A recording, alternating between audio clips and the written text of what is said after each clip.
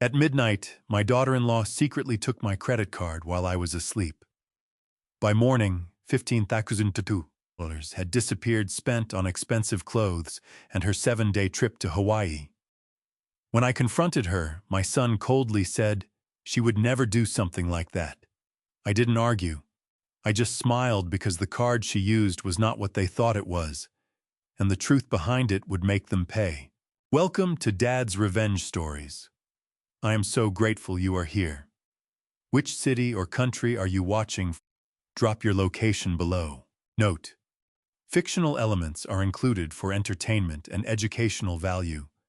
Any similarity to actual names or locations is coincidental, but the life lesson remains valuable. My phone buzzed at 6:13 in the morning, and I knew before I even opened my eyes that something was wrong. I am not a man who gets phone calls at 6:13. I am Gerald Harmon Gary, to everyone who has known me longer than 5 minutes, 69 years old. Retired, a man whose mornings move at the pace of a slow pour of coffee and the creak of a house settling into the day. My phone sits on the nightstand and mostly stays quiet. Frank Dawson is the only person who texts me before 8, and Frank only does that when something has gone sideways at the shop. I reached for the phone with one eye open. The screen showed 3 messages from Frank sent between 6 and 6:12. I sat up straight. The first message said, "Gary, your card flagged overnight. Big charges. Call me." The second said, $15,000. I am not joking. The third said, "Call me right now." I sat on the edge of my bed in the gray morning light of Fresno, and I read those 3 messages twice. My chest did not pound the way a younger man's might. It went tight and still the way it does when something serious arrives and your body decides to go quiet before your brain catches up. $15,000. I need to explain something about that card, because none of what happened next makes sense without it. Years ago, when I ran Harmon Mechanical, my shop on the south end of Fresno, commercial and industrial work, 30 employees at our peak, I kept a separate card for operating expenses. Vendor payments equipment runs the occasional client dinner. When I stepped back from day-to-day operations 4 years ago and handed the reins to Frank, I stayed on as a silent partner. 30% of the business, my name still on certain accounts. The black card came with that arrangement. Every dollar on that card belonged to the business, to the operating budget that paid supplier invoices, and come December funded the shop's annual scholarship for the children of our workers. 6 families depended on that scholarship. We had given it every year for 11 years without missing once. I called Frank before I stood up from the bed. He answered on the first ring. "Gary." His voice had that flat, careful tone he uses when he is trying not to say too much before he knows what he is dealing with. Frank Dawson is 67 years old and has been doing books since before I knew how to read a balance sheet. He does not rattle easy. "Talk to me," I said. 3 charges hit the card between midnight and 2 in the morning. Airline tickets Fresno to Honolulu round trip, 3 passengers departing October 4th. That was $4,700. Then a hotel booking in Waikiki 7 nights, that was $3,200. Then 2 separate retail orders, clothing, looks like totaling $3,100. I have the receipts flagged. Gary, the name on the airline booking is Cassandra Harmon. I held the phone and did not say anything for a moment.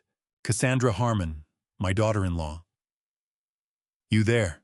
Frank asked. "I am here," I said. "Send me the receipts." I got dressed slowly the way I do every morning, work pants, flannel shirt, the brown boots Marlene bought me the Christmas before she passed.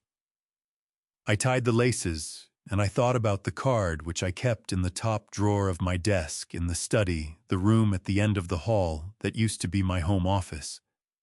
I had not used that card in 3 weeks. I had not given it to anyone. I walked down the hall and pushed open the study door. The desk drawer was not fully closed. Half an inch gap, just enough to notice if you were the kind of man who left drawers the way he found them. I am exactly that kind of man. I pulled it open. The card was there, black heavy, sitting in the small leather sleeve where it lived. I picked it up and turned it over. A faint smudge near the chip reader. The kind left by someone handling something quickly in low light. Someone had been in this drawer last night. I stood in my study with the card in my hand, and I listened to the house around me. From downstairs came the sound of a pan on a burner, the scrape of a spatula, and the particular cheerful humming that Cassie did every morning, as though the day owed her something good. 8 months ago, my son Derek called and asked if he and Cassie could move in. He said they needed to get back on their feet. He said it would only be temporary. He said, and I remember this exactly because a father remembers the things that make his chest ache. It would mean a lot to be closer to you, Dad, especially now with Mom gone. I said yes. Of course I said yes. Marlene had been gone 14 months by then, and the house on Millbrook Avenue had started to feel like a place I was merely visiting. I walked to the top of the stairs and looked down at the kitchen below. Cassie stood at my stove in a robe I did not recognize, the tags still looped on the sleeve, new purchased recently, the price still a physical fact attached to the fabric. She was cracking eggs into a bowl and humming something bright and careless. She looked up, and her face opened into a wide smile. "Morning, Gary. You want some eggs? I am making the good kind, with the sharp cheddar you like." I looked at this woman, 38 years old, my son's wife of 6 years, standing in my kitchen in the early light, humming like nothing in the world had happened 6 hours ago. My jaw tightened. My hands curled at my sides. "Not this morning," I said. "Thank you, Cassie." I kept my voice level. I had spent 40 years running a shop floor where keeping your voice level when the pressure spiked was the difference between a problem solved and a problem doubled. I was not going to lose that now. I went back to my study and closed the door. I pulled up the receipts Frank had forwarded, and I read through each one. Airline tickets. Hotel in Waikiki. 3 clothing orders. Totaling $15,240, and at the top of the airline confirmation, clear as anything, the passenger names. Cassandra Harmon, Derek Harmon, and a third name, a friend of theirs, whose name I did not recognize. Hawaii, 7 days. Departing in 2 weeks. I set the phone face down on the desk, and I sat there for a long moment looking at the photograph of Marlene on the bookshelf. It was taken on our 25th anniversary, out at Millerton Lake, the two of us squinting into the afternoon sun and laughing at something neither of us could remember afterward. I picked up my phone again. I had one question, and it had nothing to do with the money. That card, the one Cassie had pulled from my drawer at midnight, was not mine to forgive. I did not go back downstairs right away. I sat in my study for 20 minutes with the door closed and the receipts open on my phone, reading through every line item the way I used to read vendor contracts, slowly twice, looking for the thing that did not belong. There was nothing that did not belong. Every charge was exactly what it looked like. Airline tickets, a beachfront hotel, clothing orders shipped to my own address, $15,240 spent between midnight and 2 in the morning, while I slept 1 floor above. I am a methodical man. Marlene used to say I processed things the way an old engine turns over in the cold, slow to start. But once I got going, I did not stop. So I sat with it. I let the facts line up in my head like parts on a workbench. And when I was ready, I went downstairs. Derek was in the kitchen by then. He was 31 years old when he married Cassie, 41 now. And somewhere in that decade, something in him had gone soft in the wrong places. Not his body, he still had the broad shoulders I remembered from his high school years, but something behind the eyes. A willingness to look away from things that deserved looking at. He was pouring himself coffee when I walked in, and he did not turn around. "Morning, Dad." "Morning," I said. "Derek, I need to talk to you and Cassie. Right now, before anything else." He turned then. Something moved across his face, not surprise, not concern. It was faster than that. A kind of bracing, the way a man squares his shoulders before he walks into something he already knows is coming. He set his mug down. "What's going on?" Cassie came in from the living room, still in the new robe with the tags cut off. Now she had found scissors somewhere between 6 and 7 in the morning. She leaned against the counter with her arms crossed and her chin lifted, and she looked at me with an expression I had seen on her face before, but never quite named until that moment. It was patience. The practiced, unhurried patience of someone who had already decided how this conversation was going to end. I put my phone on the kitchen table. I had the receipt for the airline tickets pulled up, the passenger names visible at the top of the screen. $15,000 came off the business card last night, I said. Between midnight and 2 this morning. Airline tickets to Hawaii, a hotel booking, clothing orders. Cassie, your name is on the tickets. The kitchen went tight the way a room does when something real enters it. Cassie's eyes dropped to the phone screen for 1 second, just one, and then came back up to my face. "I don't know what that is. I didn't touch your card." "Her name is right there," I said, keeping my voice steady. "On the confirmation, 3 passengers departing October 4th. That was when Derek stepped forward. He did not look at the phone. He did not ask to see the receipt or read the passenger names or examine a single piece of what I had just laid in front of him. He stepped forward with his jaw set and his voice already climbing. "Dad, come on. You probably moved the card yourself and forgot where you put it. You've been doing that, leaving things in different places. Last week you couldn't find your truck keys for an hour." My chest pulled tight. My hands pressed flat against the table. And then very quietly I smiled. Not because anything was funny, but because Derek had just confirmed something I needed to know, and because the card his wife had taken from my desk was not the card either of them thought it was.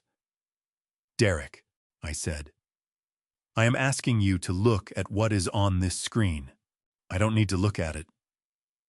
His voice had that particular edge I recognized from his teenage years, not quite shouting, but building toward it, the pressure of a man who has decided that volume is a substitute for being right. Cassie would never do something like that. She has been here for 8 months taking care of you. Cooking, cleaning, driving you to appointments. And you wake up one morning, and the first thing out of your mouth is an accusation. "I did not accuse anyone," I said. "I stated a fact. Her name is on the ticket." "Then somebody hacked it." He spread his hands wide as though the explanation were obvious, and my failure to see it was the real problem. "These things happen, Dad. Card numbers get stolen. You click one wrong link and your information is out there. It doesn't mean Cassie went into your desk." Cassie exhaled, not loudly, not dramatically, but in the specific way of a person whose tension has just been resolved for them. Her shoulders dropped a 1/4 inch. She looked at Derek with something in her eyes that was not relief exactly. It was confirmation. "The way you look at a machine that has done exactly what you built it to do. I appreciate you trying to explain it," she said to me, her voice gentle now, almost kind. "These scams are everywhere. My cousin had his card information stolen at a gas station last spring. It's scary when it happens." I looked at my son standing in my kitchen, in the house where he grew up, the house where I taught him to change a tire and balance a checkbook and look a man in the eye when you shake his hand. I looked at him, And I understood something that hit me low and hard, a pressure behind the sternum, the particular physical weight of a truth you did not want. He had not looked at the screen because he did not need to. He had known what was on it before I opened my mouth. The card belongs to the business," I said quietly. "It is not my personal card. Frank Dawson has already been notified. The accounting system flagged every charge automatically. This is not something I have the power to make go away, Derek. Even if I wanted to." Something shifted in his expression then. The anger receded slightly, replaced by something more careful, more calculating. "Let's not involve Frank in family business," he said. "Let me make some calls. We'll get this sorted out between us." I picked up my phone from the table. I looked at my son one more time. Then I turned and walked back upstairs to my study because I needed to think, and I could not think clearly in a room where the air was that thick with the effort of pretending. I closed the study door. I sat down. And I pulled up Frank's number again, because Derek had just told me exactly what I needed to know. Not with what he said, but with what he never once bothered to look at. Frank Dawson picked up on the second ring. "I was waiting," he said. No greeting, no preamble. That was Frank, 67 years old, 30 years keeping books for Harman Mechanical, a man who considered small talk a form of inefficiency. His voice on the phone was the same as it was in person, flat, careful, and carrying the specific weight of someone who had already done the math before you called. "I need the full history," I said. "Everything on that card going back to February." A pause. The sound of a chair rolling across a floor, then keyboard clicks. Frank had already pulled the file. I knew he had. Frank Dawson did not wait for problems to come to him. "Gary," he said, and then he stopped. "Just tell me." "Mikael." The February charge was $63 at a day spa on Van Ness.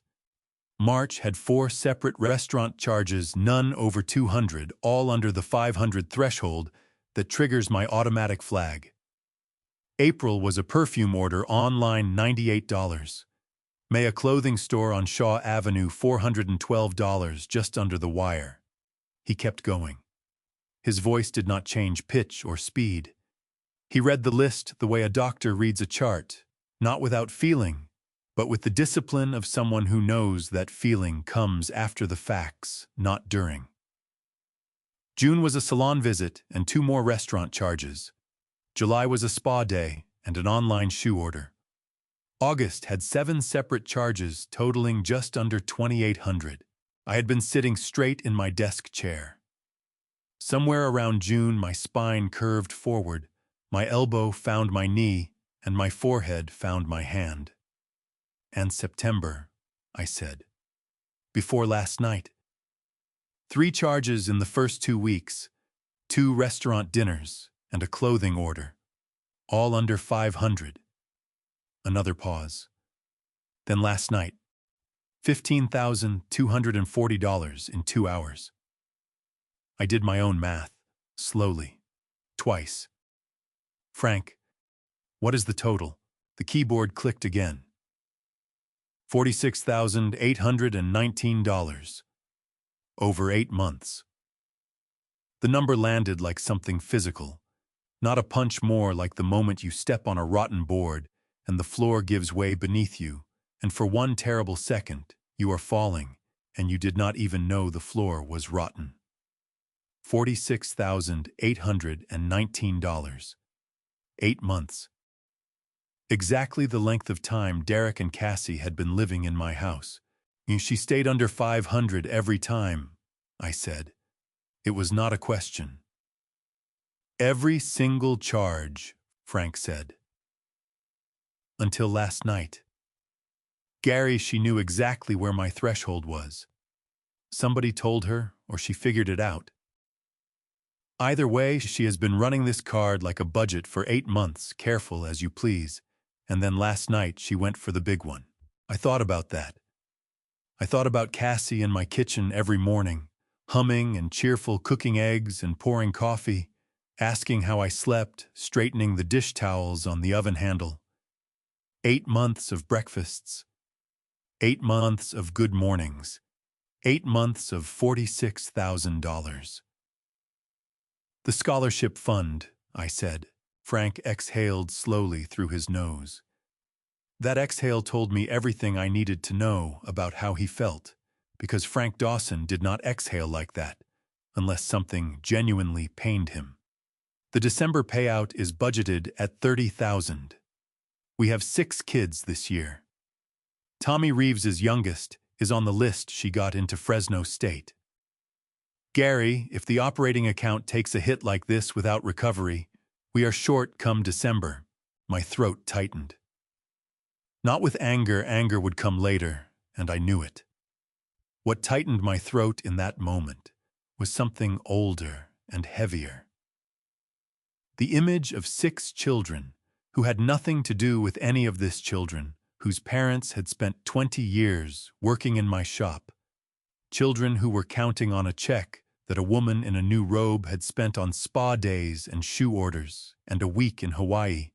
Frank, I said, I need you to print everything, every charge, every date, every receipt you have on file. Already printing, he said. And I need something else. The retailers, the clothing stores, the airlines, do they have cameras? A short silence. Most of them will, yes. I want to know if we can get footage, I said. I am not asking you to do anything official. I am just asking you to find out what is possible. Frank was quiet for a moment. When he spoke again, his voice had shifted, still careful, but with something underneath it now. Something that in a younger man would have been anger, and in Frank Dawson came out as resolve. Gary, you know I would do anything for you. You and me go back 31 years. But I want you to hear me say this clearly, because you need to hear it from somebody who is not going to sugarcoat it. He paused. This was not a mistake. This was not a misunderstanding. This woman has been systematically using that card for 8 months, and she knew exactly how to stay under the wire. Whatever you decide to do next, you need to decide it with clear eyes. I pressed the phone harder against my ear. Outside my study window, the Fresno morning was warming up the sky, turning from gray to the flat white gold of a Central Valley September. A neighbor's sprinkler started up across the street. Ordinary sounds. Ordinary morning. Nothing about the street outside looked like a day on which a man discovers that his home has been a place of quiet theft for 8 months. Print everything, I said again. I will call you this afternoon. I ended the call and sat without moving for a long moment. My hands rested on my knees, and I noticed they were not shaking. I had expected them to shake. They did not. Instead, they pressed flat and steady against the fabric of my work pants, and I felt something harden in my chest.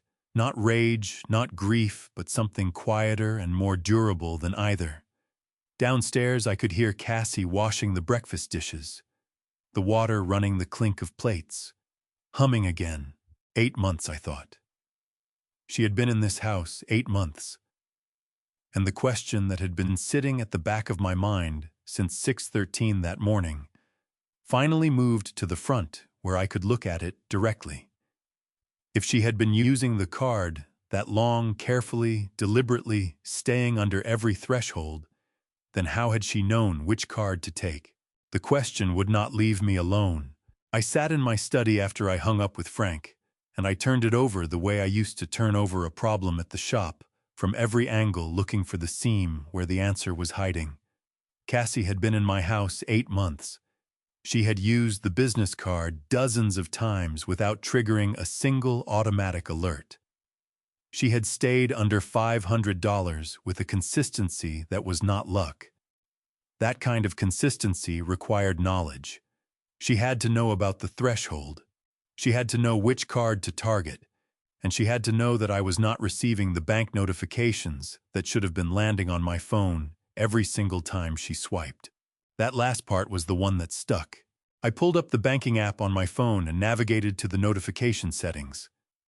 I had set up text alerts on this account 3 years ago, when Frank and I restructured the operating budget after we brought on 2 new apprentices. I remember doing it. I sat at this same desk with Frank on the phone walking me through the steps, and I set the alert threshold at $250 lower than Frank's system, so I would catch things before he did.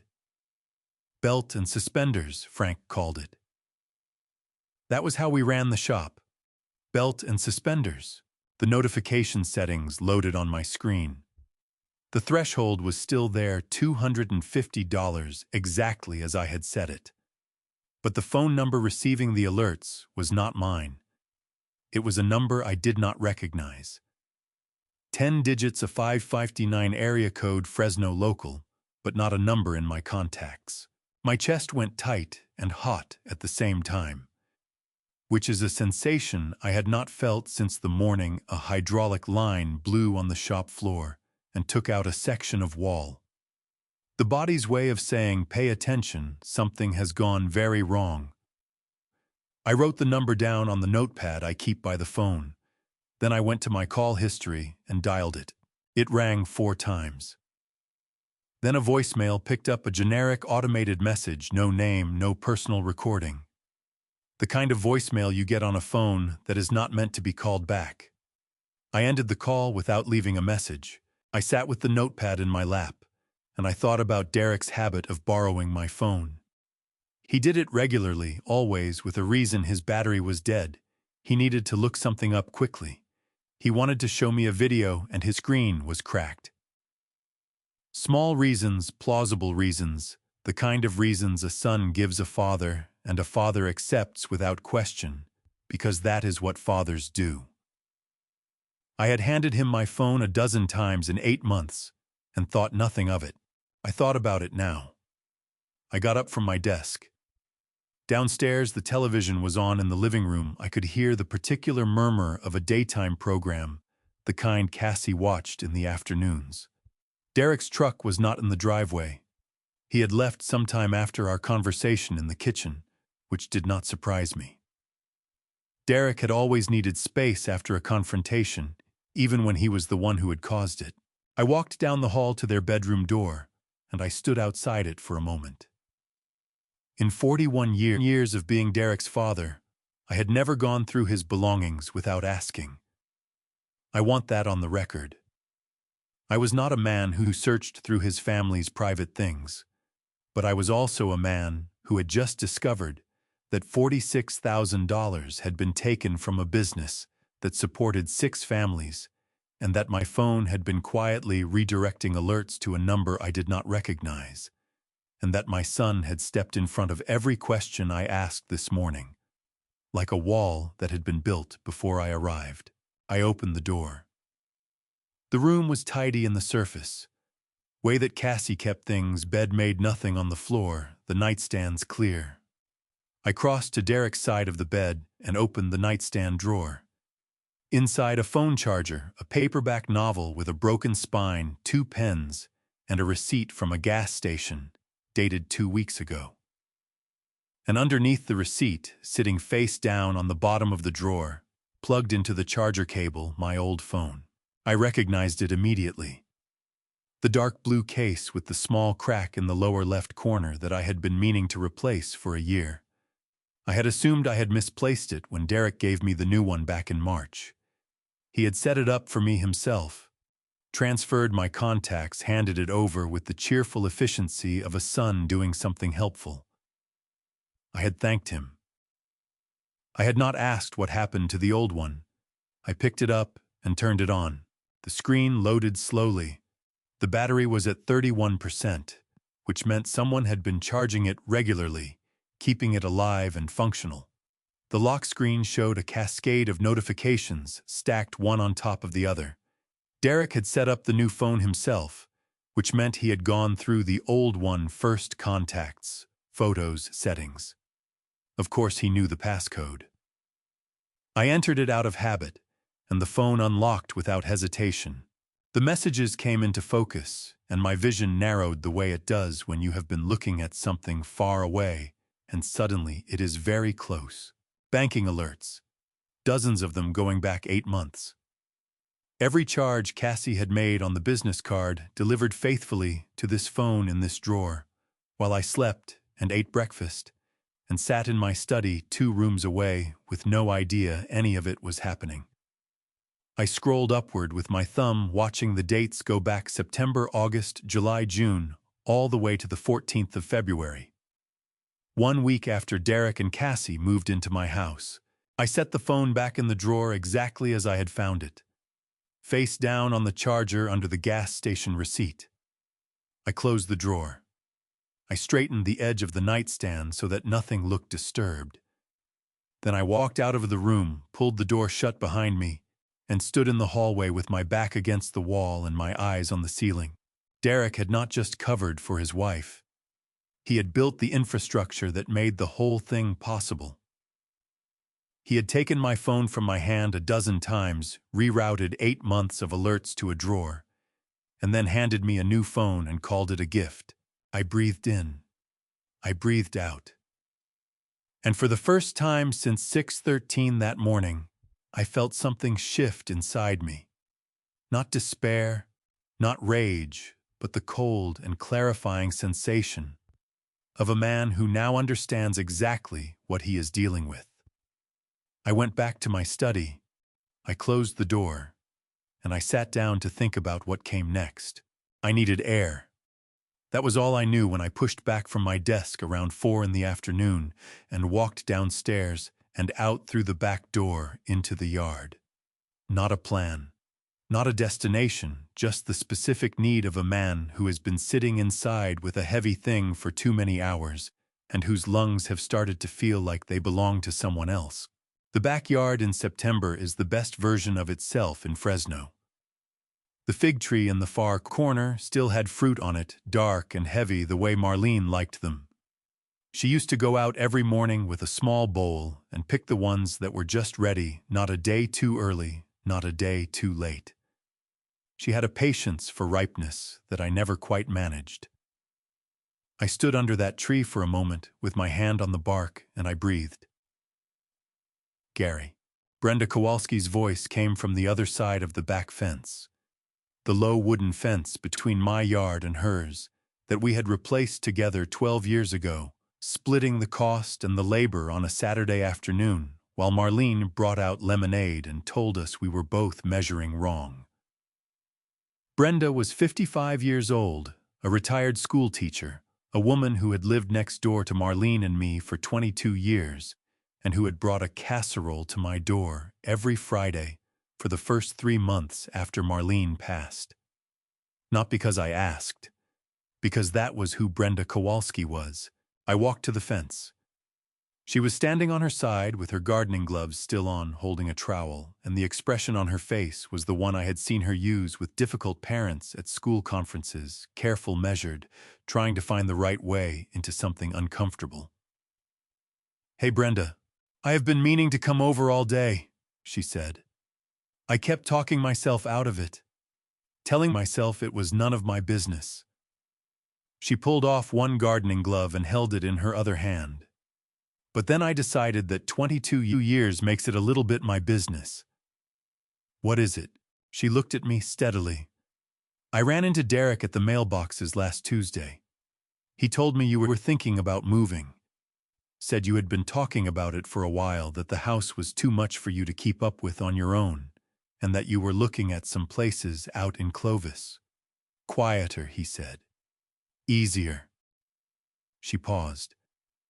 "He said you were actually pretty excited about it." The fig tree behind me, the warm September air, the sound of a sprinkler 2 houses down, all of it went very still. "He said that," I said. "He did." And I smiled and said that sounded nice, because what else do you say at the mailboxes? Her jaw tightened. "But Gary, I have known you 22 years. You built that fig tree trellis yourself. You regrouted the front walkway 3 summers ago because you said the original job was sloppy, You are not a man who talks about moving. You are not a man who finds a house too much to keep up with. She shook her head. I should have called you that same day. I am sorry I didn't. My hands gripped the top rail of the fence. The wood was warm from the afternoon sun, rough under my palms. Brenda, did he say anything else? He mentioned a couple of places he had looked at. Said one of them was real nice, had a community room and organized activities. She held my gaze. Gary. He was describing a retirement community. The way he talked about it, he made it sound like it was already decided. The pressure behind my sternum, that had been building since 6:13 that morning, pushed outward all at once, filling my chest, until breathing required actual effort. I kept my hands on the fence rail, and I kept my face as level as I could, because Brenda did not need to carry any more of this than she already was. But there is something else, she said. Her voice dropped slightly. Can I show you something on my... I want you to see it before I say anything about it, because I want you to see it the way I saw it without any explanation attached. She pulled out her phone and opened an app and turned the screen toward me. It was a social media page, Cassie's page, the profile picture, a photo of Cassie and Derek at some outdoor event, both of them smiling. Brenda scrolled down slowly. The videos were short. 30 seconds, 40 seconds. In the first one, Cassie was at my stove making what looked like Sunday breakfast, narrating softly to the camera about taking care of family and slowing down and appreciating the people who need us. In the second, she was sitting beside me on the back porch. I remembered that afternoon it had been a warm evening in July, and I had thought she just wanted to sit outside. She had been recording the whole time. Her voice in the video was gentle and a little sad, the way people talk about things that are fragile. The caption read, "Some seasons of life ask us to give more than we receive. Grateful for every moment with this man." The comments underneath numbered in the hundreds.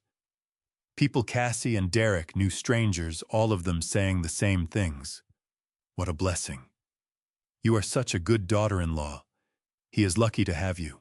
I stood at the fence with Brenda's phone in front of my face, and I felt something move through me that was not anger and was not grief, but was something in between them, a nausea of recognition, the feeling of seeing a thing clearly for the first time, after a long time of looking at it wrong. Every video had been filmed in my house. Every caption had been written to tell a story about a devoted woman caring for a fading old man. And every comment was a brick in a wall that Cassie had been building for months, a wall made of public sympathy that would stand between her and any accusation I might ever make. I handed the phone back to Brenda. How long has she been posting these? I asked. Brenda checked. First one was about 6 months ago. 6 months. I had been living in my own house for 6 months without knowing that my daily life was being edited into a performance and distributed to an audience I never consented to. Brenda put her phone away and looked at me with the direct, unsentimental concern of a woman who had spent 30 years dealing honestly with people. Gary, what is going on in that house? I looked at her for a long moment. The fig tree. The warm fence rail. 22 years of a good neighbor. More than I knew, I said. But I am starting to understand all of it. She nodded once. She did not push for more. That was the thing about Brenda Kowalski. She knew when to ask, and she knew when to simply stand beside the fence and let a man have the truth he had just been handed. I thanked her. I walked back across the yard. And when I reached the back door, I stopped with my hand on the handle and looked up at the house. My house, the one I had bought with Marlene 30 years ago. The one I had repaired and repainted and re-roofed and loved the way you love something you built your life inside of. The kitchen light was on. Through the window, I could see Cassie moving around the kitchen, starting dinner perfectly at home. I went inside. That was his way. He had been doing it for 31 years. ever since the early days when he used to drop off payroll summaries at the shop on Friday afternoons, and I told him to stop waiting on the porch like a salesman.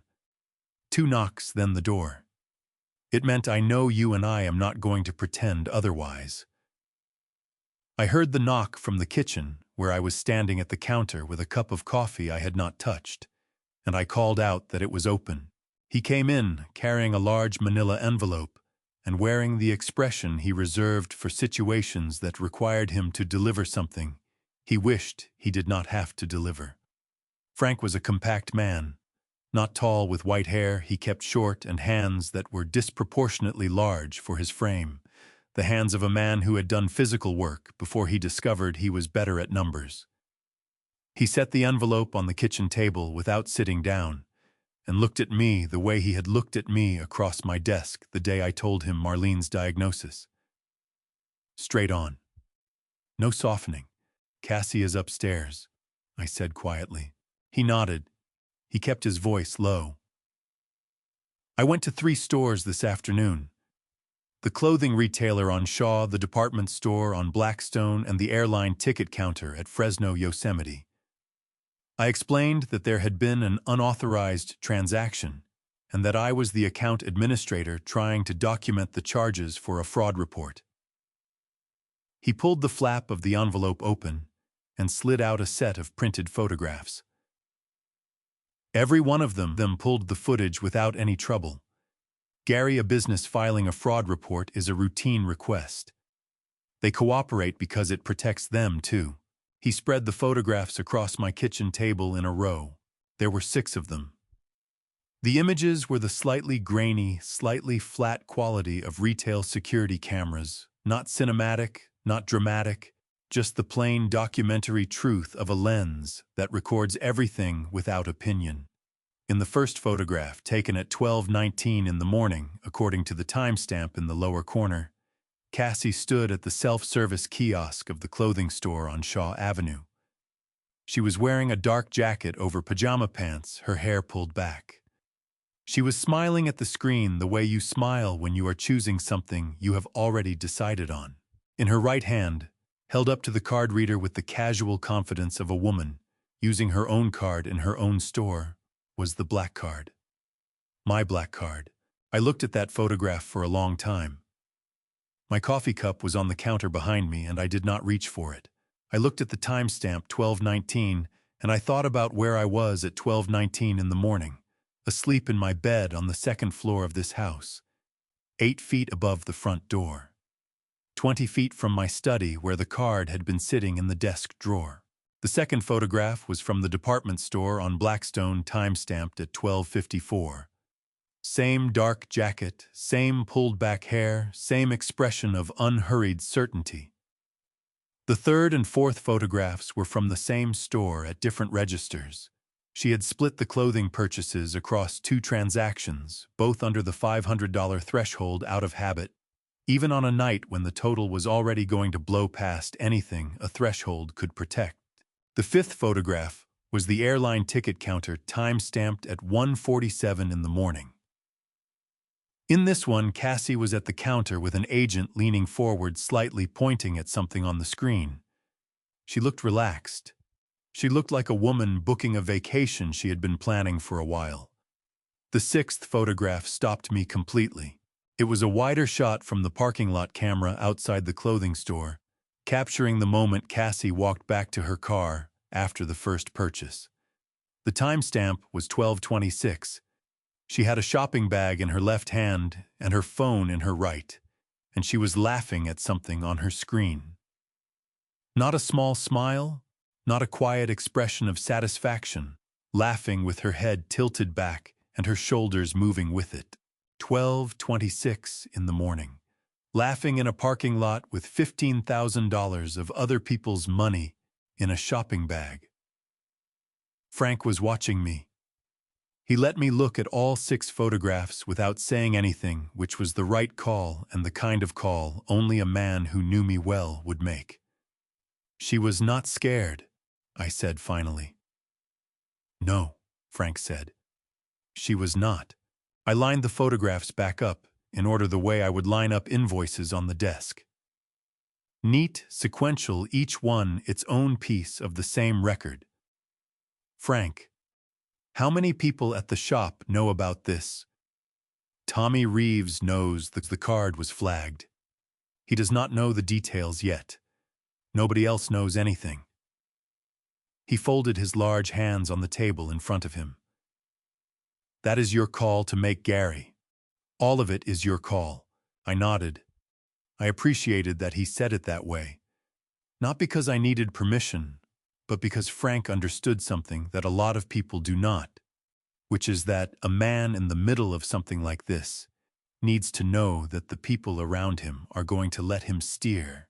He pushed back from the table and stood up the way Frank always signaled that the information portion of a visit was complete. But at the kitchen doorway, he stopped the same way he had stopped at the door in my study 11 years ago when I told him we were going to offer the shop scholarship for the first time. He stopped, and he looked back at me with that same expression he had worn then, something between respect and concern, an old friend's face doing the work that words are not quite adequate for. Marlene would know what to do, he said quietly. It was not meant as comfort exactly. It was meant as truth. Frank had known Marlene almost as long as I had. He knew what she would have said and how she would have said it, and he was right. She would have known. She always knew before I did. That was one of the great reliable facts of my marriage, and one of the things I missed most acutely in the specific way you miss a compass when you are in unfamiliar terrain. I know she would, I said. Frank left.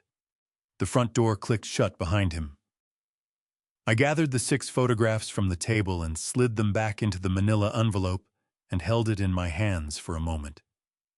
Feeling the weight of it, which was not heavy at all, just paper and ink, a few ounces at most, I walked to my study and unlocked the bottom drawer of my desk, the one with the small brass key that Marlene had given me when we first moved into this house. I placed the envelope inside, locked it, put the key in my shirt pocket. Then I went back to the kitchen and finally drank my coffee cold as it was. Upstairs, I could hear Cassie moving around in their bedroom. The creak of the floor, the particular sound of a door closing, the ordinary sounds of a woman settling in for the evening in a house she had decided was already hers. I have always been an early riser. Marlene used to say, I treated sleep like a contractor treats a punch list.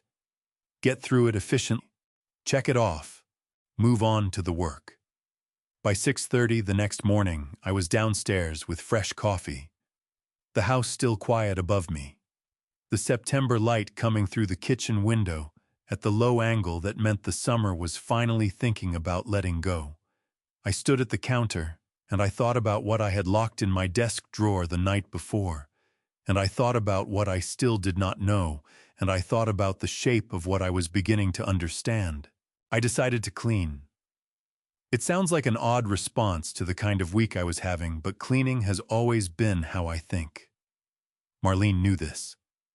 When I was working through a difficult bid or a personnel problem at the shop, I would come home and reorganize the garage or recaulk the bathroom fixtures, and by the time I was done, the answer would be sitting there, waiting. My hands needed something to do while my mind worked. I started in the living room. I straightened the bookshelf, dusted, the mantel, moved the end table that had been sitting at a slight angle since Derek and Cassie rearranged the furniture 2 months ago without asking. I moved to the side cabinet near the front window, a low piece of furniture Marlene had picked out at an estate sale in Clovis dark wood, 2 drawers on the bottom. I used the top of it for mail and the occasional set of keys. The drawers I rarely opened. I opened the left drawer to straighten it, and found beneath a folded gas station map and a takeout menu from a Chinese restaurant that had closed 2 years ago a folded document I did not put there. I unfolded it on the surface of the cabinet. It was printed on medical letterhead, a clinic on North Fresno Street that I had never heard of before. At the top, my name. Gerald R. Harmon, date of birth, the date of the appointment, which was September 4th. 17 days ago. I remembered September 4th. Cassie had told me the week before that she had scheduled me for a routine checkup because my regular doctor was booked out, and she had found a clinic that could get me in sooner. She said she would drive me. She said it would be quick. It had been quick. A waiting room with beige chairs, a nurse who took my blood pressure and asked me to follow a small light with my eyes, a doctor I had never met who asked me a series of questions while Cassie sat in the chair beside me and occasionally answered for me when I paused to think. I had not thought much of it at the time. I was 69 years old, and I sometimes paused to think before I answered questions. That was not a symptom. That was a Tuesday. The document in my hands was 2 pages. The first page was standard health information, blood pressure, normal heart rate, normal reflexes appropriate for age. The second page was where the language changed. It did not say anything dramatic. That was the thing about it. There was nothing in it that would sound alarming, read aloud in a room. It used phrases like age-consistent processing changes and mild attentional variability and occasional word retrieval pauses within normal parameters for the 65-plus demographic. Individually, each phrase meant almost nothing. Together arranged on a page under my name and a doctor's signature, they painted a picture of a man whose mind was beginning to soften at the edges. I read the second page 3 times. Then I stood very still at the cabinet, and I thought about how this document had come to be in my house. In a drawer I rarely opened in a position that suggested it had been placed there, rather than left there by accident. Cassie had driven me to the appointment. Cassie had sat in the room. Cassie had answered questions on my behalf when I paused. And somewhere between the clinic and this cabinet, a copy of this report had come to rest in my home. Under HIPAA, the federal law protecting medical privacy in the United States, my health information generally could not be shared with another person unless I had authorized it or there was another legal reason allowing access. I did not remember signing anything that gave Cassie control over my records. I had not signed any authorization form. But I had not been paying close attention at the front desk when Cassie checked me in, and the form she had handed me to sign had been explained as standard intake paperwork. I had signed it without reading it the way a man signs something when a person he trusts tells him it is routine. I folded the document carefully and held it in both hands. Here was what this paper could not do as a matter of California law. It could not be used to remove my legal right to manage my own property. A finding of mild attentional variability from a single clinic visit was not a conservatorship. It was not a court determination. It was not a diagnosis of incapacity. To legally take over another person's financial and personal decisions in California, a petitioner has to go through the Superior Court file, a formal petition, provide medical evidence from multiple evaluations, and give the subject of the petition the right to appear and be represented by counsel. One 2-page report from a clinic I had never visited before did not come close to meeting that standard. But here was what this paper could do, which was the part that made my stomach pull tight. It could be shown to a roomful of relatives. It could be handed to a pastor. It could be referenced in a conversation the way you reference something you are not quite saying directly. It could sit in the background of any dispute I raised and make people wonder. It could make the word of a 69-year-old man feel slightly persistently uncertain. That was all it needed to do. It did not need to hold up in court. It only needed to hold up at a dinner table. I heard movement upstairs, the creak of the bedroom floor, the sound of a door. I refolded the document, placed it back in the drawer exactly where I had found it, and closed the drawer. I went back to the kitchen and picked up my coffee. My hands were steady. I was 69 years old, and I had run a business for 28 years, and buried my wife and raised a son, and every one of those things had asked something of me that I did not know I had until the moment it was required. From upstairs, Cassie called down in her bright morning voice. "Gary, you want breakfast? I was thinking pancakes." I looked up at the ceiling. "That sounds great," I said. "Thank you, Cassie." My voice was even, warm even. The voice of a man with nothing on his mind but a quiet Friday morning. I was getting very good at that. I finished the pancakes Cassie made, and I thanked her for them, and I went back to cleaning. That was how I spent the morning of September 21st, moving through my own house with a dust cloth and a trash bag, working room by room, the way I used to work a job site, methodical, no corner skipped. Cassie left around 10 to run errands. Derek had not come home the night before, which was not unusual when he was avoiding something. The house was mine again, in the particular way it had not been mine in 8 months. Quiet, unhurried smelling of coffee and old wood, and the faint lemon of the furniture polish Marlene had always preferred. I worked my way to the living room after lunch. The living room had changed since Derek and Cassie moved in. Not dramatically, they had not repainted or replaced anything outright, but in the accumulated way of people who make themselves comfortable in a space without asking. The sofa had been shifted 2 feet closer to the television. The reading chair Marlene and I had bought at an estate sale in Sanger had been moved to the corner where the lamp did not reach it.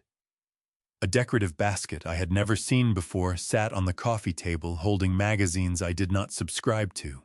I moved the sofa back to where it belonged. Measuring the distance by memory, Marlene had always positioned it so that a person sitting at either end had an equal view of both the fireplace and the window. I lifted the front legs and shifted, and when I did, something slid out from underneath and skittered across the hardwood floor. A folded piece of paper. Printed, not handwritten, folded in thirds, the way you fold a document you are carrying in a jacket pocket. I picked it up and opened it. It was a travel itinerary. Fresno to Honolulu, departing October 4th, the same tickets I had already seen on the banking receipt. But this was not the airline confirmation. This was a personal itinerary, the kind you print when you are organizing a trip for yourself, day by day, hotel, check-in times, activity bookings, restaurant reservations. 7 days in Waikiki laid out in careful columns. Snorkeling on day 3, a luau on day 5.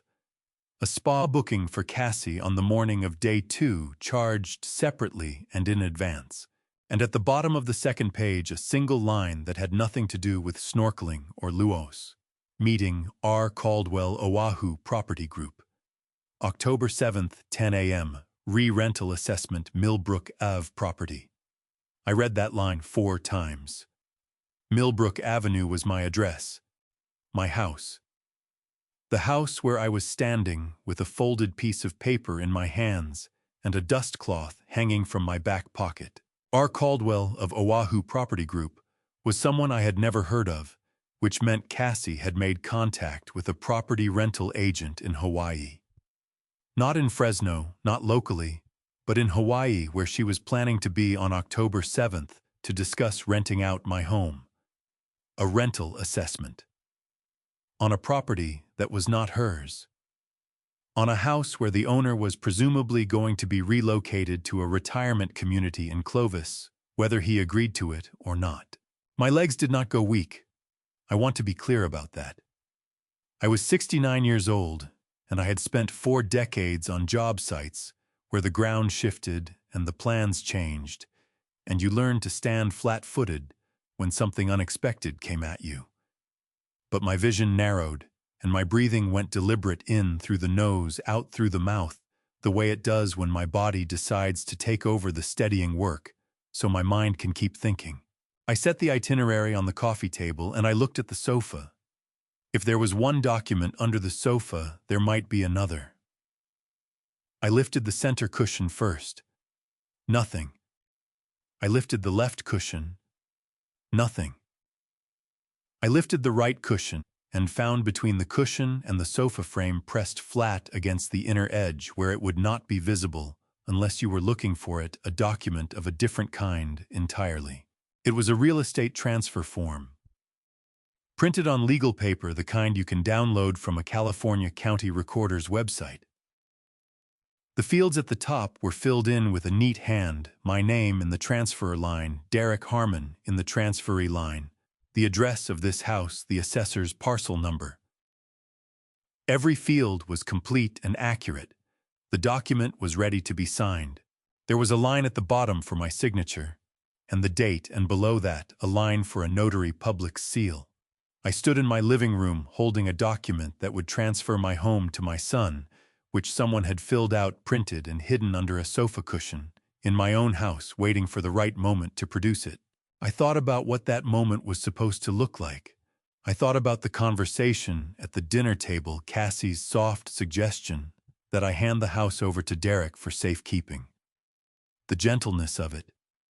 The way she had framed it as a practical consideration, a matter of avoiding future complications. The implication underneath, never stated directly, that if I did not cooperate, there would be consequences.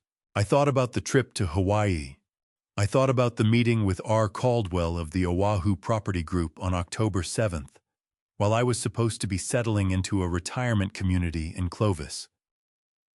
I thought about the medical report in the drawer across the room with its careful language about attentional variability and processing changes. The pieces had been sitting separately in my mind since 6:13 yesterday morning, standing in my living room on the afternoon of September 21st. I felt them move together into a single picture, the way the parts of an engine come together when you finally understand how they are meant to fit. This had never been about the trip to Hawaii. The trip was a mechanism.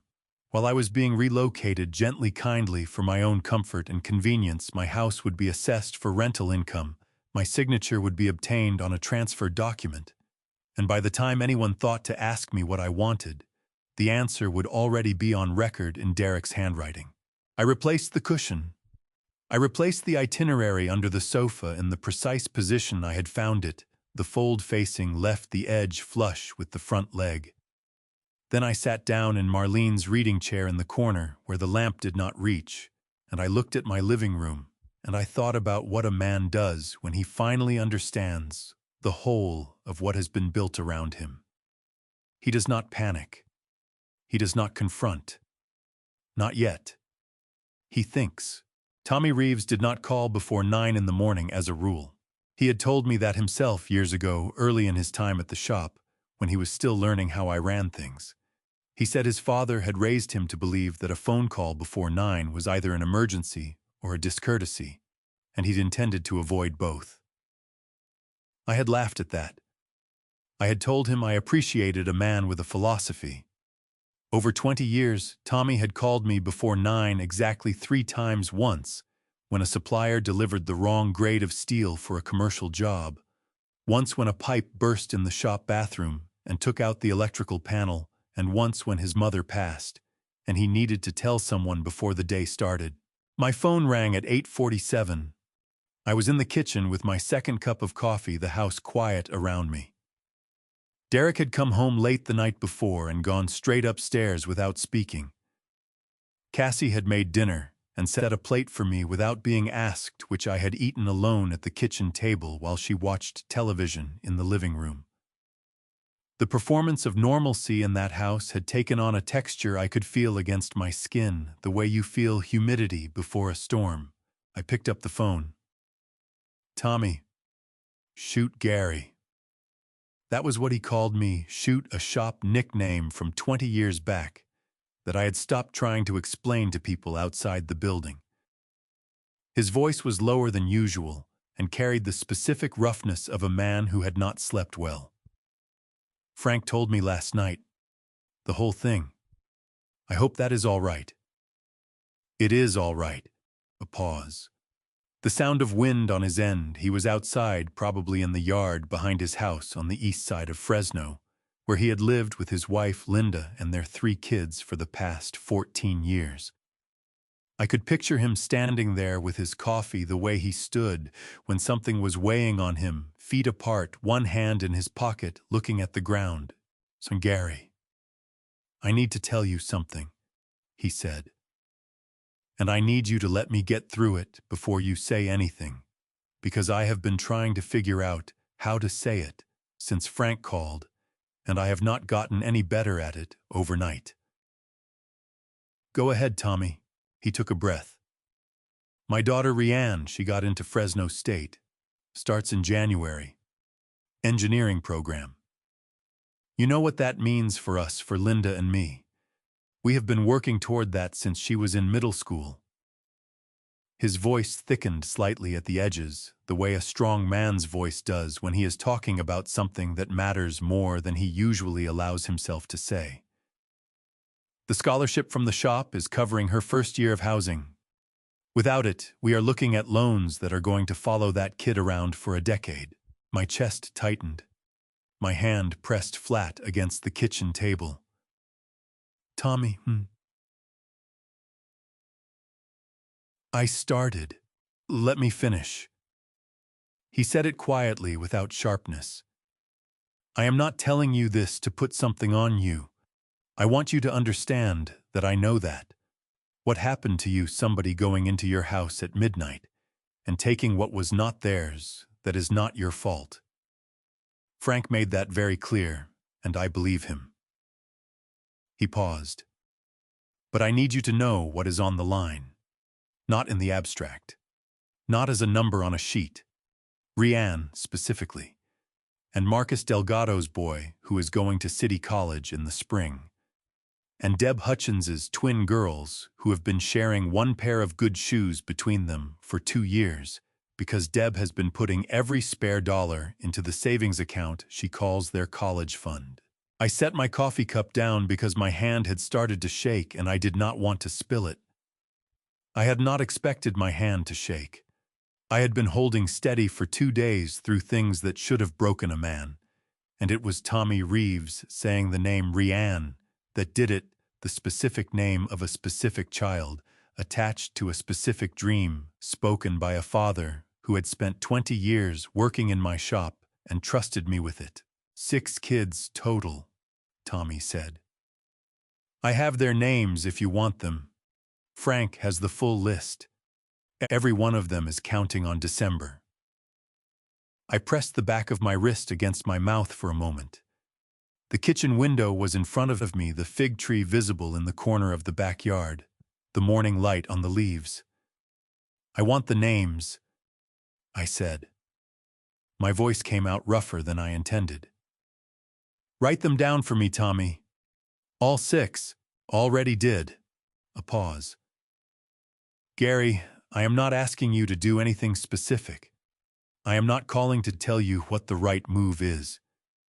You have forgotten more about running that shop and keeping your word than I will ever know. But I need you to hear me say this man to man, 20 years between us. His voice went quiet and direct in the way of a person who has chosen their words carefully and means every one of them. Whatever those people in your house are counting on you, doing whatever they think you are going to sign or say or let go of, for the sake of keeping the peace, you are worth more than that. You built something real.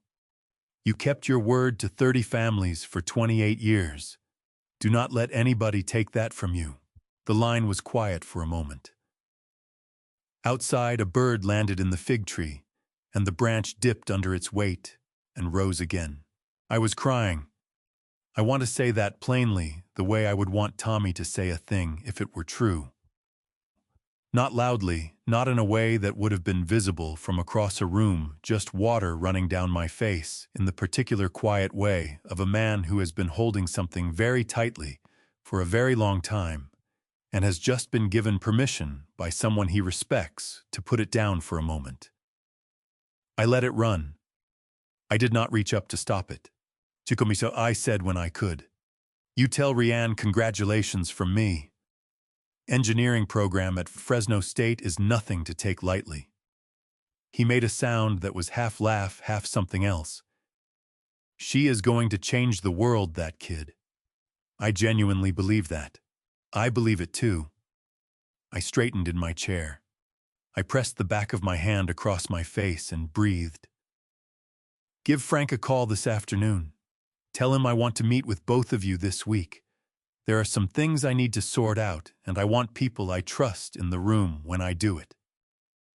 Name the day, Tommy said. I will be there.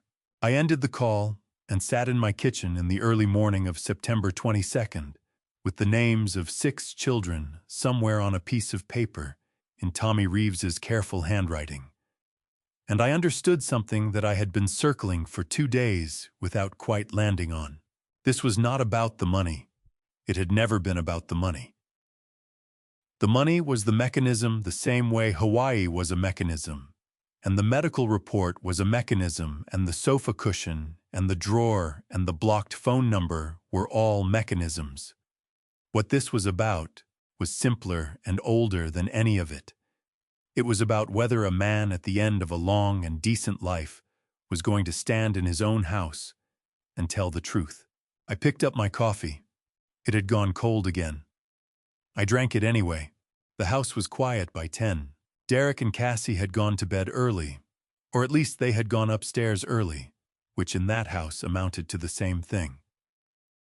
I sat in the kitchen alone with the range hood light on the small one, the one Marlene always left burning when she got up in the night for water, the one that turned the kitchen amber and warm without waking anyone. I had made a cup of chamomile tea that I did not particularly want, and I sat with it cooling between my palms, and I listened to the house settle around me. Then I got up and opened the drawer at the bottom of the kitchen hutch. The notebook was where it had always been, underneath the box of birthday candles we kept, for no clear reason, and a rubber-banded stack of takeout menus from restaurants that had mostly closed. It was a standard composition notebook, black and white cover, the kind you buy at a drugstore for $1.50.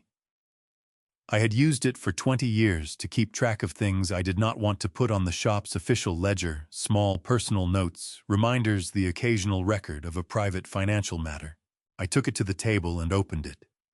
The early pages were shop business, supplier contacts, material costs from jobs in the early 2000s, a sketch of a ventilation system I had designed for a warehouse in Madeira. I turned past those. Around a third of the way through the notebook, the shop entries stopped, and the other entries began. September 2003. Derek, 14 years old. Took $40 from the console by the front door. Replaced it before Derek came home from school. Did not say anything.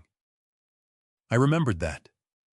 I remembered standing at the console and counting the bills and knowing exactly what had happened. And I remembered deciding not to say anything because Derek had a baseball game that Saturday, and I did not want the week to be difficult. I turned the page. March 2005. Derek, 16. Broke the Henderson's fence with his bike, tried to blame the wind. Paid Bill Henderson $60 for the repair. Told him the wind had been bad that week. Did not tell Derek I had paid. I kept turning. June 2007. Derek, 18. Sideswiped a parked car on Olive Avenue coming home from a party. Paint damage to the other vehicle. Tracked down the owner through the DMV, paid $420 out of pocket for the repair. Told Derek the owner had not noticed. Derek said good. He said good. I had written that down. Good. And I had let it go. The entries continued through Derek's college years, a semester's tuition paid twice because Derek had spent the first check on things he did not account for, a security deposit paid to a landlord Derek had antagonized into eviction, a debt to a friend that Derek described as borrowed and I recognized as unlikely to be repaid. Each entry was short. A date, an amount, a fact. I had written them the way I wrote shop notes, without editorializing, without sentiment, just the record. I turned to the last entry. It was dated 4 years ago, 6 months before Marlene died. The handwriting was mine, but beside it, in the margin, in Marlene's smaller and more careful script, was a single line. Gary, we need to talk about this. All of it. Before it goes further. She had found the notebook. She had read it, or enough of it to understand what it contained, and she had written her response in the margin, the way she sometimes responded to things she found in books, quietly in her own hand, leaving the note for me to find, rather than bringing it to a confrontation. That was Marlene's way. She believed in giving a person time to come to a thing before she pushed. I had found the note before she died. I had read it. I had told myself we would talk about it when the time was right, when things settled, when Derek seemed more stable, when there was a good moment. The good moment had not come before she left, and after she left, I had not opened the notebook again. 4 years. I had carried this book in this drawer for 4 years without opening it, because opening it meant having the conversation Marlene had wanted to have, and having that conversation without her felt like a thing I could not do alone. I sat with her handwriting in the amber light of the kitchen, and I pressed the pad of my thumb gently against the ink, the way you touch something old and irreplaceable, to confirm it is still real. She had known. She had seen every entry in this book, and she had known what it meant, and she had wanted to tell me as gently as she could that we had been doing it wrong. Not out of malice, never that. Out of the specific failure of people who love too carefully and protect too completely and confuse the two things with each other until they cannot tell them apart. I had not built a bad son. I understood that now, sitting in the kitchen at 10 o'clock at night, with a composition notebook open on the table. A bad son is something you make through cruelty or indifference. What I had built was different. I had built a man who had never once been left alone with a consequence long enough to learn what consequences were for. Every time the ground should have risen up to meet Derek and taught him something, I had slipped my hand underneath and caught him first. I had meant it as love. I believe it was love.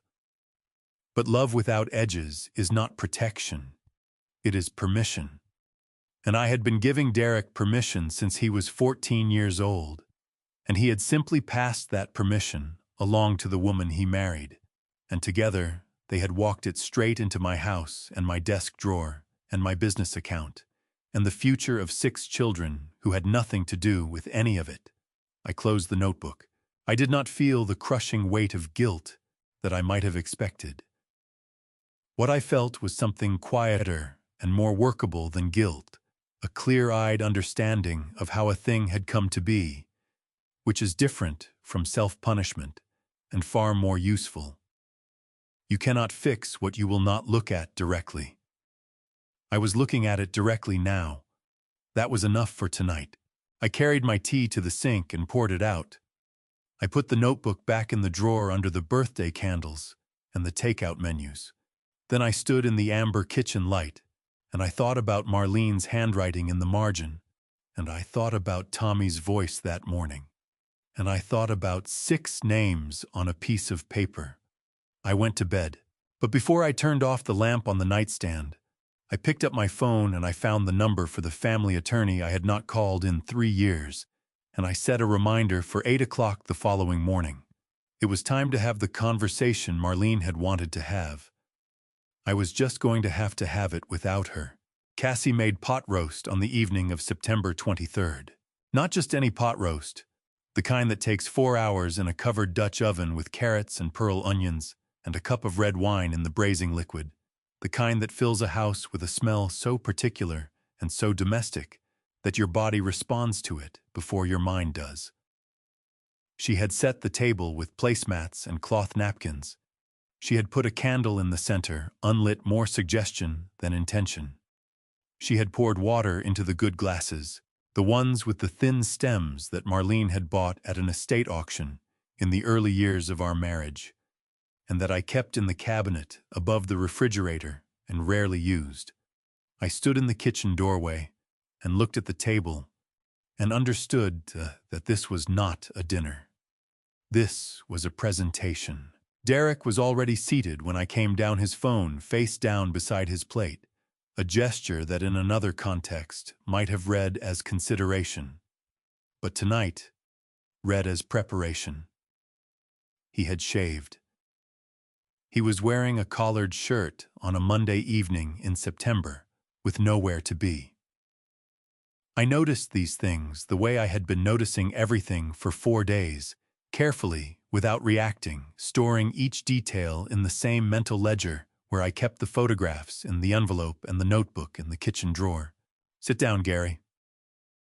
Cassie's voice came from the stove, warm and unhurried. "Everything is just about ready." I sat.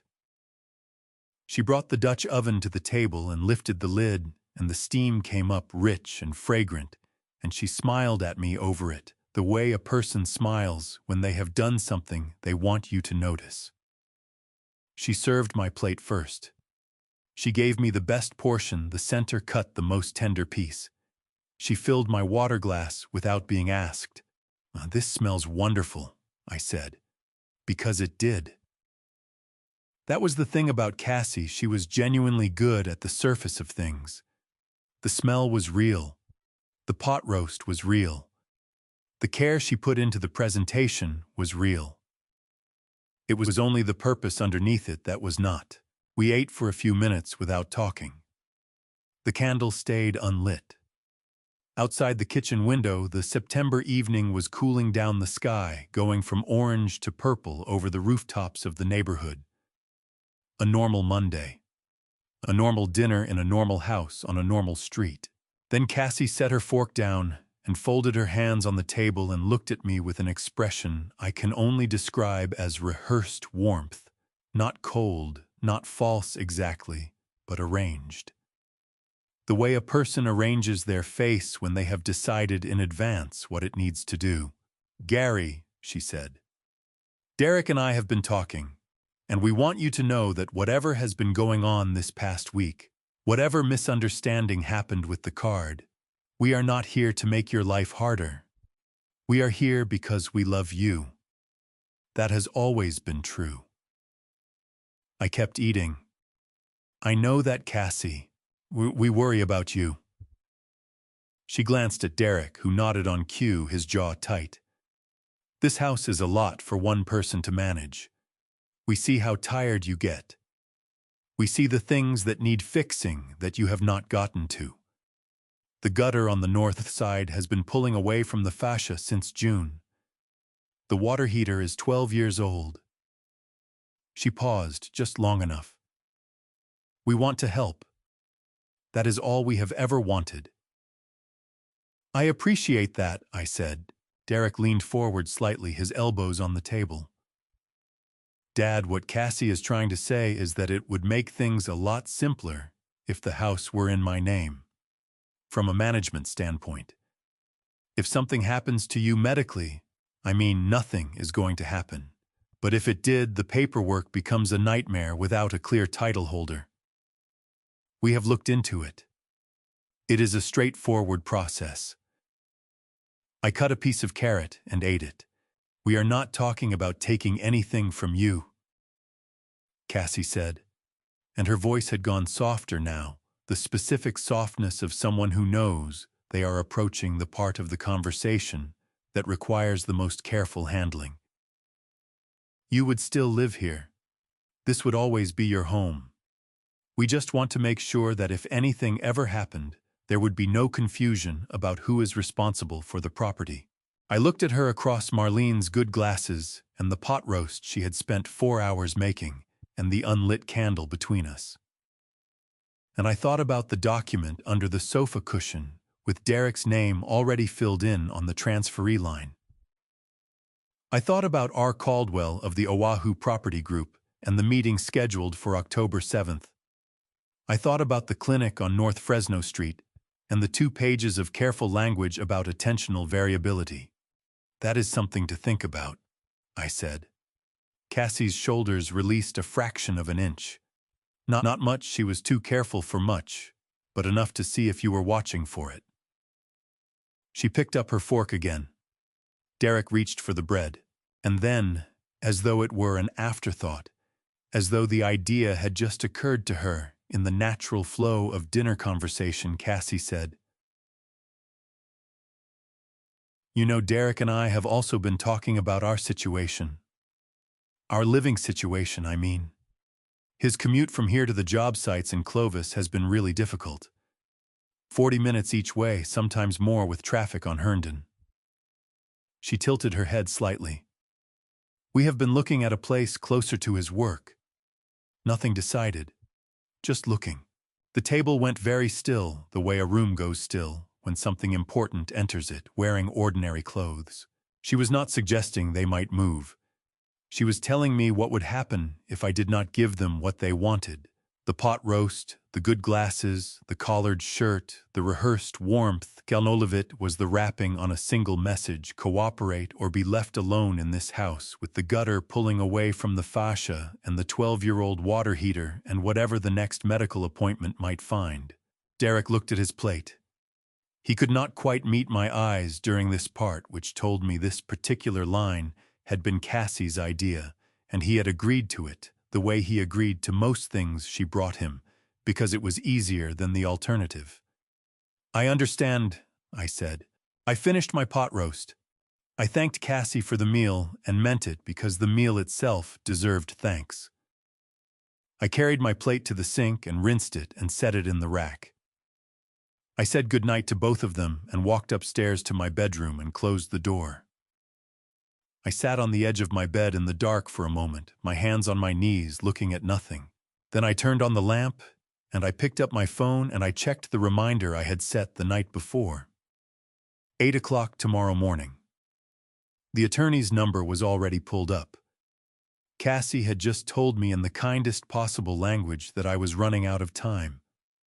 I intended to use what was left of it well. Derek was waiting for me at the kitchen table at 7:45 in the morning. He had gotten up before me, which in 41 years of being his father, I could count on one hand the number of times that had happened voluntarily. He was sitting in the chair at the head of the table, my chair, the one I had sat in for 30 years, with a mug of coffee in front of him and a white envelope beside it. He was dressed. He had his keys on the table next to the envelope, which told me he planned to leave immediately after this conversation, before it could continue into territory he had not prepared for. I looked at my chair, and then I pulled out the chair across from it and sat down. Some things were not worth the energy of reclaiming. "Morning," I said. "Morning, Dad." His voice had the specific flatness of a man who has rehearsed something and is now in the moment of delivering it, and finding that rehearsal does not quite account for the reality of the room. He pushed the envelope across the table toward me. "Open it." I opened it. Inside was a personal check made out to me, Gerald R. Harmon, in the amount of $15,000 drawn on Derek's personal checking account. The handwriting was careful and deliberate, every number and letter formed with the particular neatness of someone who wanted the document to look serious. Under the check was a single folded page. I unfolded it. It was a letter addressed to Frank Dawson at Harmon Mechanical. 2 paragraphs. The first paragraph explained that the charges on the business card over the past week had resulted from a miscommunication, that Gary Harmon, due to some recent confusion about his accounts, had inadvertently provided the card to a family member for personal use without fully understanding the implications. The second paragraph expressed regret for any inconvenience and confirmed that full restitution was being made immediately. At the bottom, a line for my signature. I read both paragraphs twice. Then I folded the letter back along its original creases and placed it on the table beside the check. "Derek," I said, "walk me through what you think happens if I sign this." He wrapped both hands around his coffee mug. "You take the check to Frank. You give him the letter. He closes the flag on the account. Everything goes back to normal and we move on." He met my eyes for a moment and then looked at the table. "It is over. Nobody has to know anything. And Cassie, what about her? What happens to Cassie in this version of events?" He shifted in his chair. "Nothing happens to Cassie. That is the whole point. Nothing happens to anybody. You get your money back, the shop account gets made whole, and this family does not have to go through something ugly and public over a mistake. I looked at my son across the kitchen table in the house where I had raised him. He was 41 years old, and he was sitting in my chair telling me that what his wife had done was a mistake, and the word landed with a hollowness that I felt behind my back teeth. It was not a mistake, Derek. His jaw tightened. Dad. No, a mistake is when you do something without understanding what you are doing. Your wife went into my study at 12 o'clock in the morning, opened a specific drawer, took a specific card, and spent $15,000 over the course of 2 hours at stores that were open in the middle of the night. She stayed under $500 every time she used that card for 8 months. That is not a mistake. That is a plan. The color in Derek's face changed not all at once, but in the slow, suffusing way of a man who has been hoping he would not have to hear something said plainly and has just had that hope removed. His hands tightened around the mug. The knuckles went pale. You are going to blow this entire family apart, he said. His voice had climbed out of its rehearsed flatness into something rawer underneath. Over money. Over a card. Dad, is that really what you want? Is that who you want to be? My chest pulled tight and hot the way it had in my study 4 days ago. But this time I let myself feel it fully before I answered. I owed him that much, the pause of a man who is taking the question seriously before he responds to it. What I want, I said, is to sign my name to True Things. That letter says I gave Cassie the card because I was confused. That is not true. I did not give her the card. She took it. And the money she took does not belong to me. It belongs to the operating account of a business that uses it to fund scholarships for the children of men who have worked 30-hour weeks in a shop for 20 years. I kept my voice even. Not cold. I did not want cold. I wanted him to hear that I was not angry in the way that forgets itself. I was something more durable than angry. If I sign this letter, I am telling Frank Dawson and those families that what happened to their money was my fault. I am not willing to do that. Derek pushed back from the table so hard the chair legs scraped against the hardwood floor. He stood up with his hands at his sides and his face doing the thing it had done since he was 14 years old when a consequence arrived, that he had not planned, for the jaw working, the eyes going somewhere else, the whole body looking for a direction that was not toward the thing in front of him. You are choosing strangers over your own son, he said. The word strangers hit me somewhere low and specific. I sat with it for a moment. Tommy Reeves's voice came back to me from the morning before Rianne Fresno State Engineering Program. Marcus Delgado. Deb Hutchins's twin girls and their one pair of good shoes. Those are not strangers, I said quietly. Those are the people who built what you are trying to inherit. Derek picked up his keys from the table. He did not take the check. He left it there beside the letter and his half-finished coffee, and he walked out of the kitchen without looking back at me. And a moment later, I heard the front door close and his truck start in the driveway and back out into the street. I sat alone at the kitchen table with $15,000 and a letter asking me to call myself confused, and the morning light coming through the window at its low September angle. I left the check where it was. I picked up my phone. It was 7:53 in the morning. 7 minutes before my reminder went off. I did not wait for the reminder. I dialed the attorney's number and listened to it ring and looked at the fig tree in the backyard through the kitchen window, its branches heavy with the last fruit of the season. The attorney's name was Richard Bellows, and he had been handling my family's legal matters since 1998. I had called him at 7:53 that morning, and he had called me back at 9:15, and we had spoken for 40 minutes in my study with the door closed, while Cassie moved around somewhere downstairs, and Derek's truck stayed gone from the driveway. Bellows was 72 years old, semi-retired, the kind of attorney who had seen enough of human nature over 5 decades to be unsurprisable. He listened to everything I told him without interrupting, and when I finished, he was quiet for exactly 4 seconds, I counted. And then he said, in the particular dry tone of a man who deals in facts for a living, "Gary, you have got more documentation than most people walk in here with after 6 months of preparation. Call me Thursday.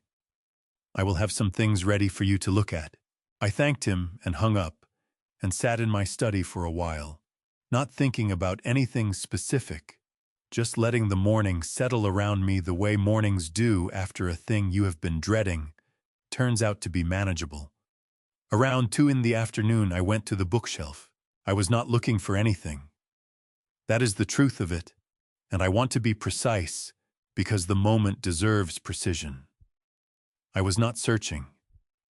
I had come to the shelf the way I sometimes came to it in the afternoons since Marlene passed, not to find a particular book, but to stand near the things she had chosen and arranged and lived alongside, because the shelf still carried something of her ordering mind in the way the spines were grouped and the objects between them were placed.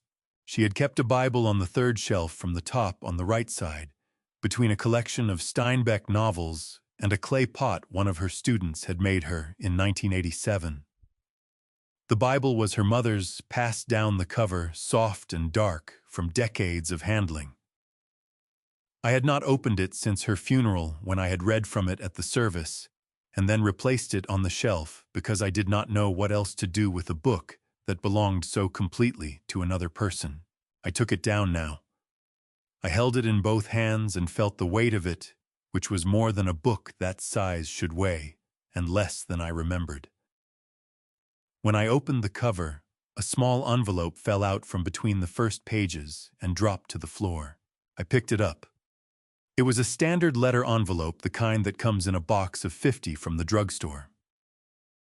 My name was on the front in Marlene's handwriting. Gary, just the one word, no last name, because in 38 years of marriage, she had never needed more than that to find me. My hands were not steady when I opened it. I want to say that plainly. After 4 days of keeping my hands flat and my voice level and my face arranged into something manageable, my hands shook opening a small white envelope with my name on it in my dead wife's handwriting.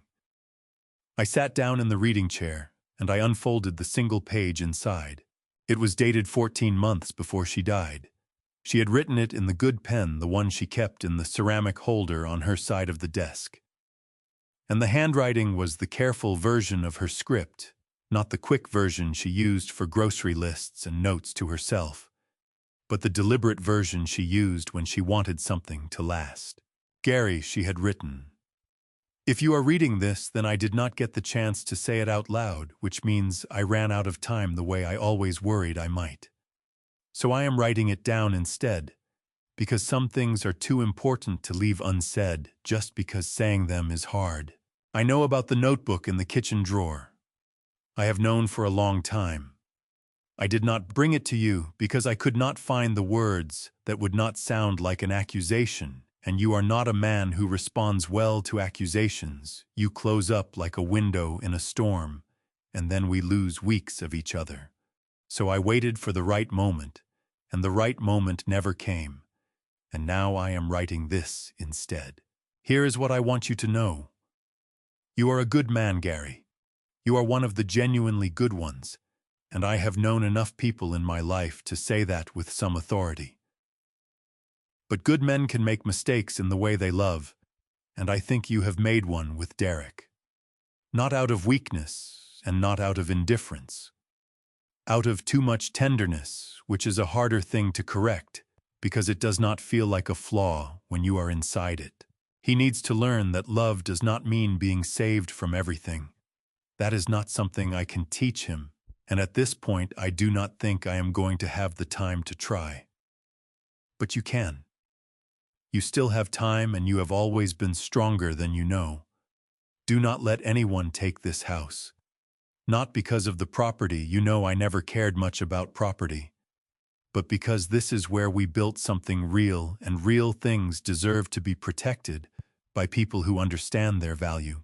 I love you. I have loved you since the second Tuesday in March of 1981, when you fixed my car in the parking lot of the Save Mart on Blackstone and did not charge me for the part. I will love you from wherever I end up next. Take care of the fig tree. Marlene. I read it twice. Then I sat in the reading chair with the letter in my lap, and I let the afternoon light move across the room the way it does in late September, in the Central Valley, slow and golden and indifferent to everything below it. And I cried the way I had not cried since her funeral. Not the quiet leaking of Task 9, but the full weight of it. The grief that had been waiting behind the week's worth of documentation and phone calls and locked drawers finally finding the door open. I let it come. I did not reach for anything to stop it. When it passed, I sat quietly for a while. The room was warm. Outside, the fig tree moved slightly in an afternoon breeze, and the leaves caught the light and held it. Take care of the fig tree. I folded the letter back into the envelope. I did not put it in the Bible. I put it in the inside pocket of my flannel shirt against my chest, where I could feel it when I breathed. Then I picked up my phone and I sent Richard Bellows a text message. 4 words. Thursday cannot come soon enough. He replied in under a minute. Agreed. See you then. I set the phone down and sat in the reading chair in the afternoon quiet of a house that was mine, and had always been mine, and was going to remain mine. And for the first time in 5 days, I felt something that was not vigilance or grief or the cold clarity of a man gathering evidence. I felt ready.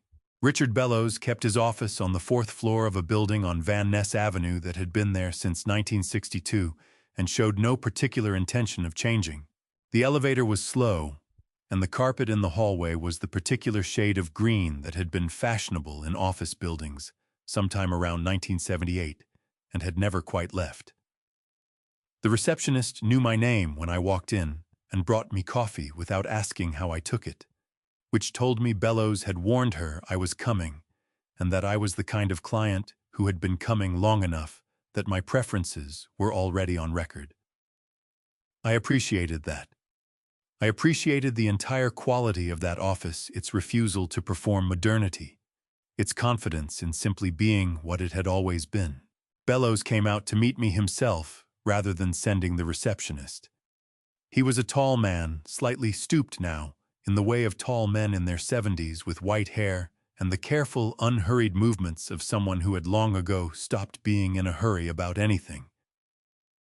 He shook my hand and held it a beat longer than a standard handshake, which was his way of saying he understood the weight of what I had come to do. "Come on back," he said. His office smelled like old paper and the specific dry warmth of a room with too many books in it. He had cleared the conference table in the corner, and on it were 3 folders arranged in a neat row. He sat across from me and opened the first folder without preamble. "Today I have drawn up 3 documents," he said. "The first is an updated last will and testament. The second is a durable power of attorney designating Frank Dawson as your agent for financial decisions in the event you are incapacitated, which you are not. But having it on record is a useful thing given what you have described. The third is a letter from my office to the medical clinic on North Fresno Street requesting clarification on the informed consent documentation from your September 4th appointment." I looked at the 3 folders. The letter to the clinic. Standard procedure when a patient believes they may not have been fully informed about what they were consenting to during intake. He folded his hands on the table. It puts them on notice that the evaluation is being scrutinized. It also creates a paper trail that would be useful if anyone attempted to use that report in a legal proceeding. which, as I explained to you on the phone, they could not successfully do a single outpatient cognitive screening, has no standing in a California conservatorship proceeding, but the letter ensures they know we know that. I nodded. Walk me through the will. He opened the first folder and turned it to face me. Under California probate code, a valid will requires the signature of the testator that was me witnessed by two adults who are not beneficiaries of the estate and notarized by a licensed notary public. Bellows had arranged for his paralegal and the building's receptionist to serve as witnesses, and a notary from the title company on the ground floor of the building was available to come up at my request. The document itself was 4 pages. He walked me through each section in plain language the way he had always done, no unnecessary terminology, no performing of complexity, just the facts of what each paragraph said and what it meant. The property at Millbrook Avenue, Fresno, California, along with its contents and appurtenances, was to be transferred upon my death to the Harmon Mechanical Workers Scholarship Fund, a charitable trust already established under California law to be administered by Frank Dawson and Tommy Reeves as co-trustees. The fund would use the property either through sale or rental income at the trustees' discretion to support the educational expenses of children of current and former Harmon Mechanical employees for a period of not less than 20 years. Derek Harmon was named in the document. California law required it. A testator must acknowledge the existence of their children to prevent a later claim of oversight. Derek was acknowledged. He was not a beneficiary. Any questions on the property disposition? Bellows asked. No, I said. The personal accounts, your retirement funds, savings, the vehicle. Those go to the scholarship fund as well, with a carve-out of $20,000, designated for your own end-of-life expenses to be held in trust by Frank Dawson. That is right. He looked at me over the top of the folder. Not with concern exactly. Bellows did not do concern in the conventional way. He did it in the way of a man who has watched enough families come apart over inheritance to understand that what I was doing was not impulsive and not bitter, and not the decision of a man who had not thought it through. You understand this is irrevocable once signed and witnessed, he said. You can update it in the future, but this version once executed stands until you supersede it. She say, I understand. And you are doing this of your own free will, without coercion, with full understanding of the contents. Something moved in my chest at the phrase free will, not irony, not bitterness, just the particular weight of a word that had been tested recently and had held. I am, I said. He nodded once and pressed the intercom button on his desk phone. Margaret, can you come in and call downstairs for Patricia? The two witnesses came in within 5 minutes. The notary, Patricia, was a compact woman in her 40s with reading glasses on a chain and the brisk efficiency of someone who had notarized 1,000 documents and understood that her job was to verify, not to editorialize. She set her seal and her logbook on the table and looked at me with straightforward professional attention. I signed my name 4 times, once on each page and once on the signature line at the end. The witnesses signed. The notary pressed her seal and recorded the transaction in her log and dated it September 25, 2025. It took 11 minutes from the first signature to the last. Bellows slid the original into a document sleeve and handed me a certified copy. He kept one for his files. The original would go into his firm's secure storage that afternoon. I held the copy in both hands for a moment. 4 pages. My name at the bottom in ink that was already dry. Outside the 4th floor window, the Fresno skyline sat flat and familiar under a September sky that had gone the deep blue it only reaches when the heat of summer has finally genuinely begun to release. Thank you, Richard, I said. He walked me to the elevator himself. At the door he stopped and did the thing he had done at every significant moment in our 27 years of attorney and client. He looked at me directly and said the true thing without decoration. "Marlene would have liked this," he said. "The scholarship part. She would have liked that very much." The elevator doors opened. I stepped in. I pressed the button for the lobby and watched the doors close on his face, and I stood alone in the small moving room and pressed the certified copy of my will against my chest, next to Marlene's letter in my shirt pocket. The elevator descended. I walked out into the September afternoon and got into my truck and sat for a moment with both hands on the wheel. 3 days until Sunday dinner at my house. I had exactly what I needed. Marlene died on a Sunday. I have always thought that was fitting in the way that things which cannot be changed eventually become fitting simply by being true long enough.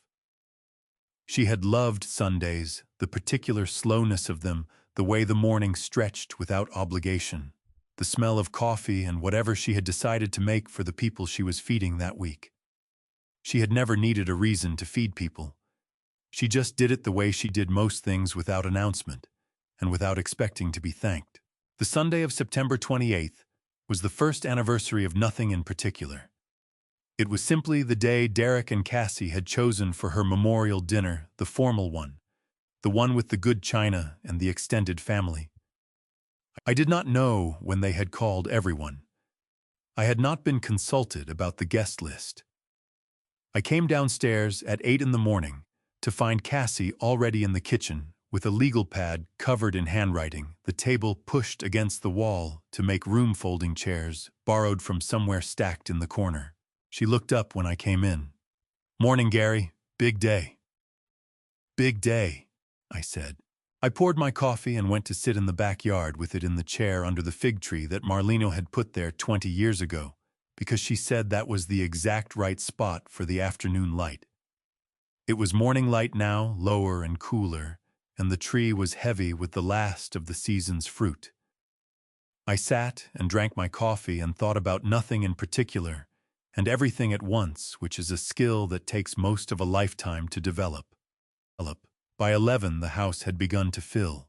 They came the way family comes in overlapping arrivals, cars pulling into the driveway and parking along the street. The particular noise of people who have not seen each other recently finding their volume again. Cousins I recognized from Marlene's side. A great uncle who drove down from Modesto and always smelled like peppermint. 2 of Derek's friends from his 20s who had stayed in the orbit of the family through inertia and goodwill. 12 people in total arranged through a dining room that could comfortably seat 8. Cassie moved through all of it with the ease of a woman who had been rehearsing this role for months. She directed traffic, found extra chairs, refilled glasses, laughed at the right moments, touched the right arms. She was exceptional at it.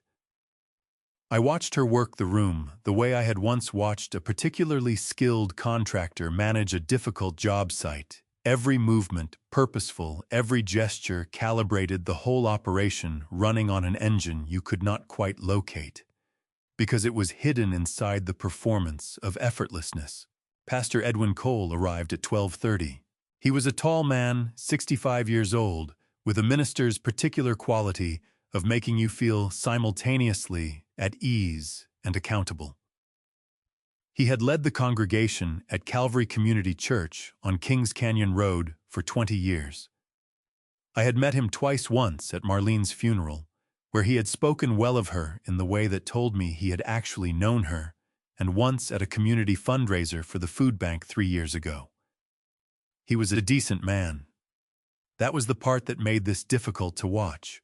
Derek had placed him at the table to his right. The position of a trusted counselor, a man whose presence lent moral authority to whatever was about to happen. Cassie had seated me directly across from Pastor Cole. I noted the placement with the same attention I had been applying to everything for 9 days. A man tends to moderate his behavior when a pastor is looking directly at him. That was the calculation. The table was set with Marlene's china, the full set, the one she had received as a wedding gift from her mother, and that I kept wrapped in felt in the hutch and brought out only for Thanksgiving and Christmas. The centerpiece was a photograph of Marlene in a simple frame, the one from our 25th anniversary at Millerton Lake. Her face in that photograph was aimed at the camera, but her attention was somewhere else entirely, somewhere just past the lens, and she was laughing at it. I sat down and looked at her face and felt the letter in my shirt pocket and the certified copy of the will in the inside pocket of my jacket, folded once, sitting flat against my ribs. Derek stood at the head of the table. He had a glass of water in his hand and the expression of a man who had prepared remarks. Before we eat, he said, "I just want to say how much it means to have everyone here. Mom would have loved this." His voice went appropriately soft on the word mom. Around the table, heads nodded and eyes went warm. She always said family was the only thing that mattered, the only thing worth fighting for. He paused, and the pause did its work. I think she was right. I think she would want us to remember that today, that no matter what comes up, no matter what complications life throws at us, family finds a way through. Together. He looked at me when he said together. Pastor Cole cleared his throat gently and straightened in his chair, preparing to add the weight of his office to whatever came next. Cassie reached across and touched my hand. "We are so glad you are here, Gary." Her voice was warm and genuine sounding, and her eyes held mine with the steady, practiced confidence of a woman who believed this was already settled. "This is your table. This has always been your table. We just want to make sure it stays that way." The room was very still. 12 people and a pastor, and the photograph of Marlene and the china her mother had given her, and the weight of everything that had been building for 9 days pressing against the inside of my jacket pocket. Derek set down his glass. He opened his mouth to say the next thing, the thing he had planned, the thing the whole afternoon had been arranged to make possible. I picked up my water glass and held it, and looked at him, and let him see in my face that I was not the man he had prepared for. He stopped. The table waited. Before I reveal what happened next at that dinner table, if you are listening on Dad's Revenge Stories, comment "Stand Strong" or type 100 so I know you are still here with me. A quick reminder. The upcoming events contain dramatized elements for creative storytelling and may not reflect literal accounts. If you prefer not to continue, feel free to pause or leave the video right here. I set my water glass down. I reached into my jacket, and I took out the envelope and I placed it on Marlene's tablecloth without opening it. 12 people looked at it. Nobody spoke. "Before anyone eats," I said, "I am going to say some true things. I will not take long." I looked at Derek. His jaw was tight. Cassie's hand had gone still on the table beside her water glass. 9 days ago at 12 minutes after midnight, your wife went into my study and took a card from my desk and spent $15,000 before sunrise. She had been using that card for 8 months. The total was $46,819. I kept my voice level, not cold, level. That card belongs to a business fund that pays scholarships for the children of the men who worked in my shop for 20 years. 6 children are counting on that money this December. Derek's chair scraped. "Dad, this is not the place." I am almost finished. The table held. Pastor Cole sat very still. "Derek, I have been catching you when you fell since you were 14 years old. Every time. I thought that was what a father did. I was wrong. I was not protecting you. I was making sure you never had to learn the one thing that would have actually helped you." I looked at my son, not with anger, not with grief, with something that had taken 69 years and a composition notebook and a letter in my shirt pocket to become. "I am done catching. I opened the envelope and laid the certified copy of the will flat on the table beside Marlene's photograph. The house goes to the scholarship fund. It is already signed and witnessed and sitting in Richard Bellows's office on Van Ness Avenue. That is not a negotiation. That is a fact. The room made no sound at all. They left one by one. The cousins first quietly with the careful movements of people who understood they had witnessed something private and were grateful for an exit. The great-uncle from Modesto shook my hand without a word and held it the way Frank had held it, one beat longer than necessary, which said everything that needed saying. Pastor Cole was the last of the guests to go.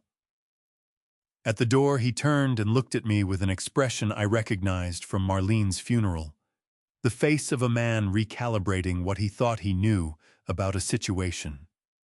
"I came here today thinking I was helping your family stay together," he said.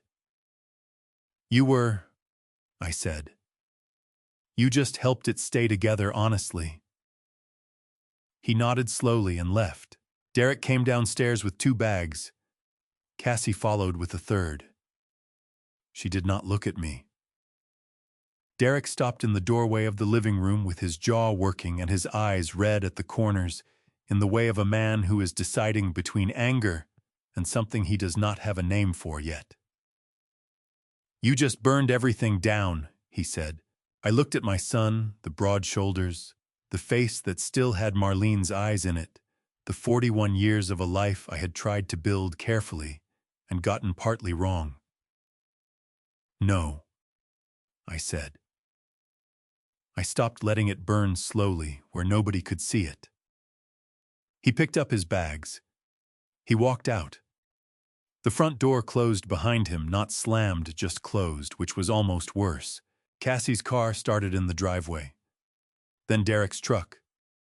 Then both sets of taillights moved down Millbrook Avenue and turned at the corner and were gone.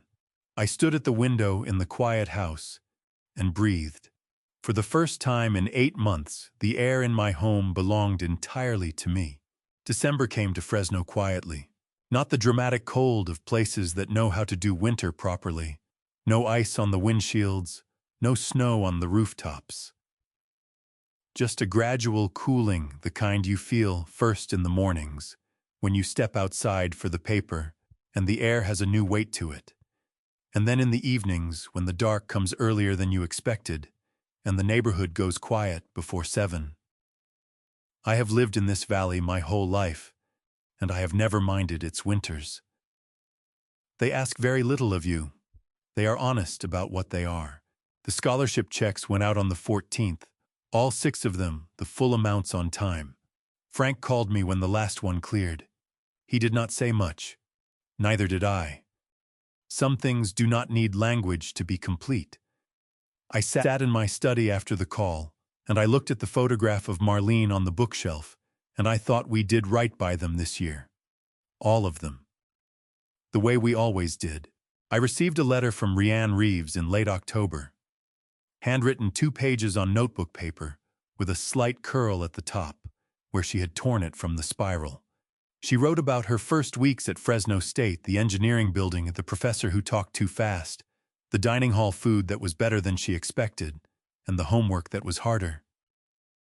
She wrote that her father had told her about what happened this fall, not the detail, just that the fund had nearly been lost, and that it had not been. She wrote, "I want you to know that I understand what it cost. Thank you for not letting it go." I read that letter 4 times. Then I put it in the kitchen drawer with the composition notebook, because it belonged with the things that were true. Tommy brought his crew by on a Saturday afternoon in October, 7 men, coffee thermoses, no agenda. They pulled into the driveway in 2 trucks and came around to the backyard without knocking, the way men do when they have worked alongside each other long enough that formality feels like an insult. They sat under the fig tree until the light went and talked about nothing in particular. A job in Clovis that had gone sideways, a new apprentice who showed promise, the season's last game. Nobody mentioned what had happened in September. Nobody needed to. They went home before 8 and left the yard smelling like coffee and cut grass and the specific comfortable silence of people who have chosen to show up. That was all. It was exactly enough. Brenda started leaving things on my porch, a pie on Tuesday, soup on Thursday. Once a paperback novel with a note that said simply, "Thought of you." I started leaving the back porch light on so she would know I was home.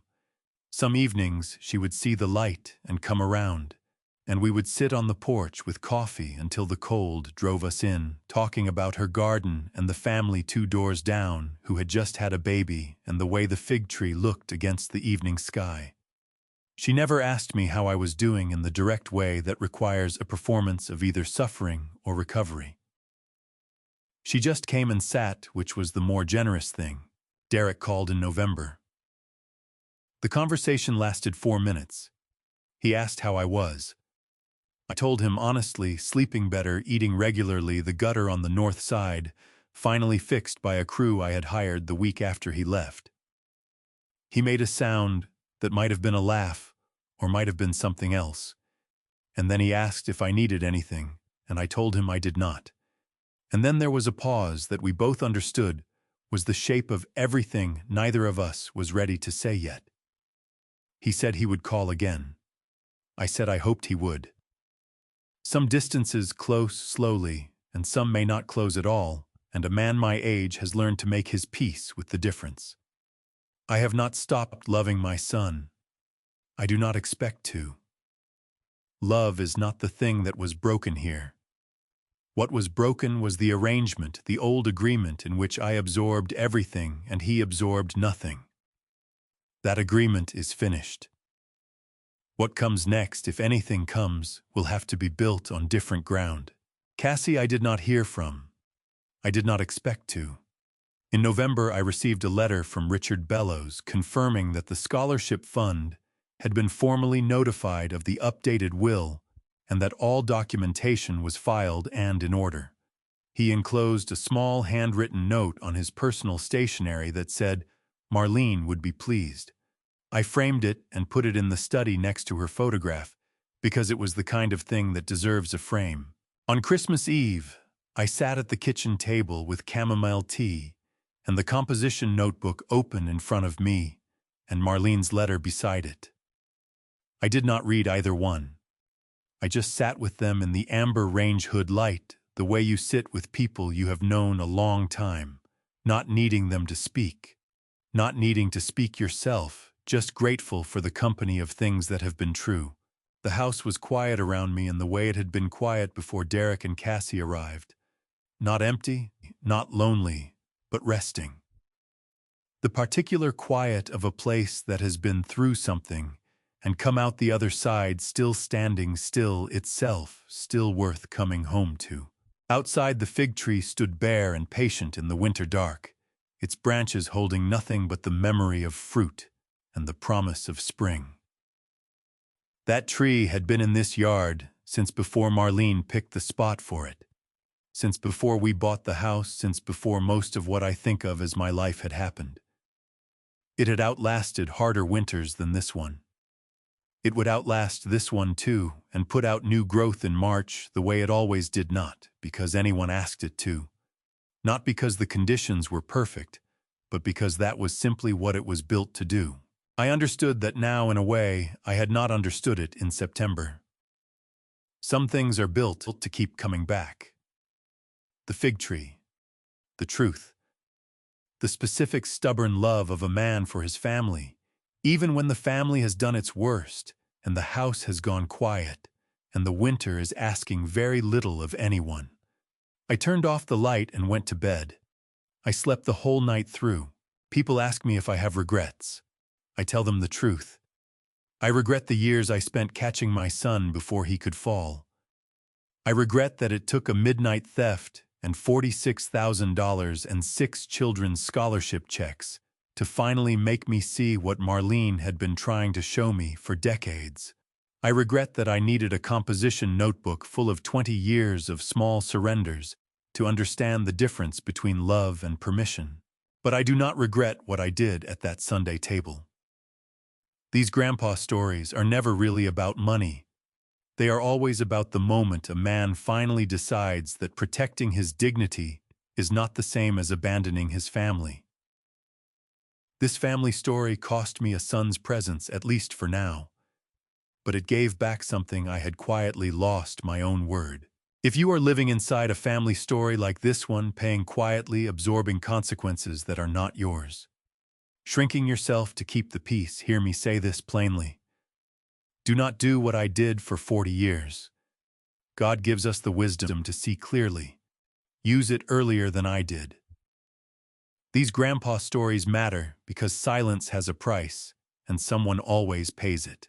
If this reached you, drop a comment telling me where you are watching from. Share this with someone who needs to hear it. And if you have not subscribed yet, please do. There are more stories coming. Thank you for staying until the end. The stories ahead contain some fictional elements created for the purpose of reflection and life lessons. If that is not what you are looking for today, no hard feelings, choose what serves you best.